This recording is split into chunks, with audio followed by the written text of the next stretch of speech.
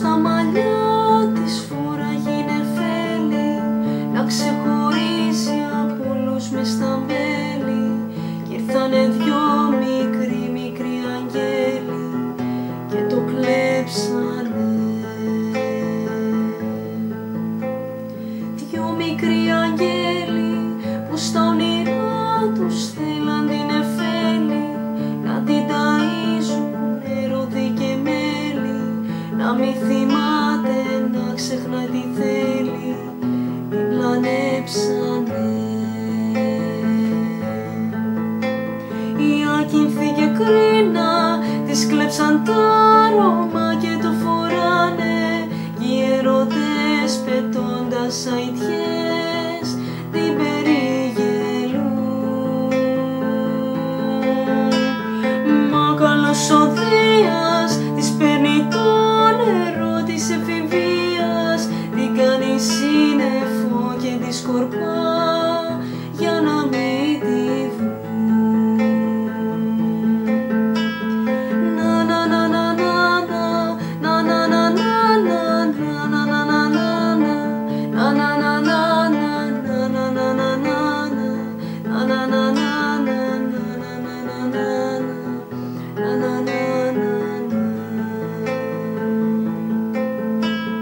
Δυο μικροί αγγέλοι που στα όνειρά τους θέλαν την νεφέλη, να την ταΐζουν ρόδι και μέλι, να μη θυμάται, να ξεχνάει τι θέλει, την πλανέψανε.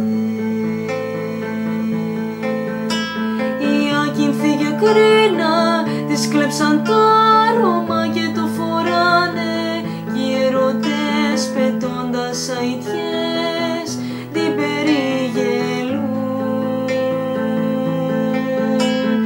Μα καλός ο Δίας της παίρνει το νερό της εφηβείας, την κάνει σύννεφο και τη σκορπά για να μην τη βρουν. Το χρυσό κουρέλι που στα μαλλιά της φοράγει νεφέλη, να ξεχωρίζει από όλους μες στα